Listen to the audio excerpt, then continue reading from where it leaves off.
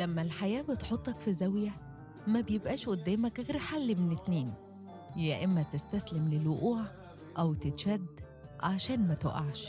فينا صبر لهن علينا العمر في دايرة الرحلة أيامنا على المولى.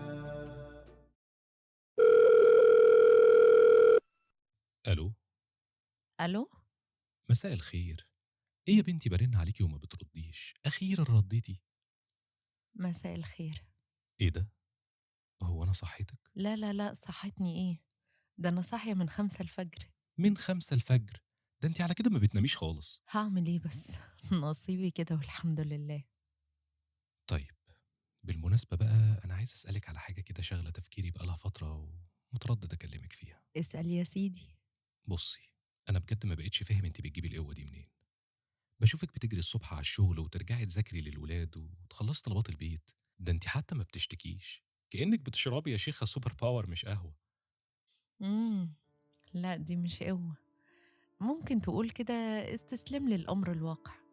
أنا ما بختارش أكون سوبر وومن ولا حاجة، لكن لما الونس بيغيب ولما المسؤولية كلها بتترمي عليك ما بيبقاش قدامك غير إنك تتشد عشان ما تقعش. بس الحمل ده كبير قوي. انت مش حاسه انك بتستهلكي نفسك؟ انك بتدفعي من صحتك وعمرك عشان كل الليله دي ما تخربش؟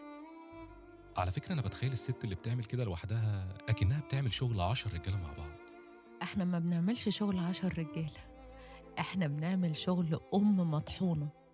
الواحدة فينا لو تعبت كل حاجة بتقف، مفيش وقت للراحة ولا حتى وقت للانهيار. بنمسح دموعنا بسرعة وبنكمل عشان مفيش حد غيرنا هيعمل الحاجة دي. طب ما بتتمنيش ان حد يقف جنبك ويساعدك، او حتى يخفف عنك جزء من اللي انت فيه؟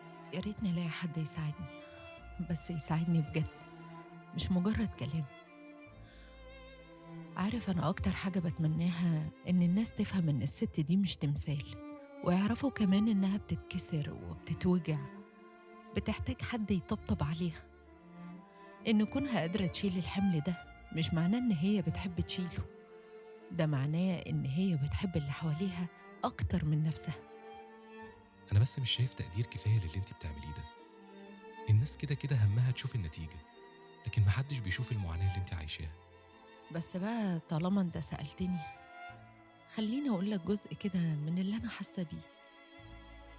عاوزة أقولك إن أنا حرفياً زهقت من كتر ما بسمع استحملي، انتي قدها، خليكي صابرة، انتي أحسن من غيرك، قولي الحمد لله على اللي انتي فيه.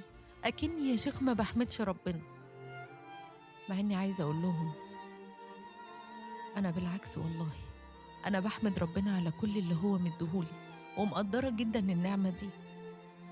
بس بيجي عليا وقت ببقى تعبانة، ومن حق إن يكون ليا وقت لنفسي حتى لو زعلانة أو بعيط. ده حتى دي كمان بينكروها عليا. يا أخي ده أنا بقيت بتمنى في أوقات إن أعيط زيهم، وده مش معناه إن أنا مش بحس، بس ما بقاش في وقت حتى إني أبين مشاعري، أكن الدموع اتحجرت في عيني. تصدق وتؤمن بالله، لا اله الا الله. أنا الألم مش بس في إني شايلة طلبات البيت والشغل، الألم الحقيقي في الوحدة اللي أنا بحس بيها وأنا بعمل كل ده. عاملة بالظبط زي ما تكون روحي مطفية، ببذل مجهود مضاعف عشان أبان طبيعية ومنورة قصادهم. كل يوم بقوم الصبح وأنا حاسة إن ظهري بيتكسر، مش من التعب الجسدي، لا، روحي بتبقى تقيلة عليا، عاملة زي ما أكون بحارب كده، حرب باردة بتدور جوايا.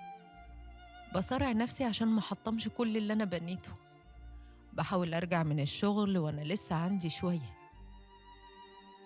أم بتدفع عيالها، مش مجرد شخص تعبان بيقضي واجبات كده عليه وخلاص. للأسف الناس ما بتحسش بالخوف الدايم ده، خوف إني في لحظة كده أستسلم وأسيب كل حاجة تقع، وده أصعب مليون مرة من إن أشتغل شغل 10 رجالة في بعض. أنا عارفة إن في ستات كتير زيي ونفس إحساسي اللي أنا عايشاه ده هم كمان عايشينه ويمكن أكتر. لكن في الآخر مطلوب مننا كلنا كده إن إحنا نبان أقوياء. يعني أنتِ بتعملي كل ده وفي الآخر بيتحسب عليكِ إنِّك ضعيفة لو اتكسرتِ أو عيطتِ. والله دي قسوة مش مفهومة وغير مبررة. يا بنتي أنتِ إنسانة مش آلة. والله القسوة دي هي أخطر حاجة ممكن حد يقابلها في حياته، إنِّك تبقي متبرمجة على إنِّك تشيلي وما تتكلميش. بالظبط. عارف الأمان الحقيقي إيه هو؟ إن أقدر أقول أنا تعبت من غير ما ده يهدد صورتي كأم أو زوجة أو حتى موظفة شاطرة. أنا في أوقات ببقى خايفة إن الانهيار ده لو جه يجي مرة واحدة وياخد كل حاجة معاه. أنا والله مش عارف أقول لِك إيه. طب إيه أول حاجة ممكن تعمليها دلوقتي عشان تحسّسي نفسِك إنِّك إنسانة بجد مش بس بطلة مستحملة؟ حقيقي مش عارفة، يمكن إن أنا ألاقي حد بيسمعني بجد، وده اللي أنت عملته دلوقتي، من غير ما يحكم عليا أو يديني محاضرة عن الصبر. مجرد إن أنا اتكلمت معاك كده ده في حد ذاته راحة. طيب يا ستي يبقى ما توقّفيش الكلام، فضفضي حتى لو وصلت إنِّك تصرّخي.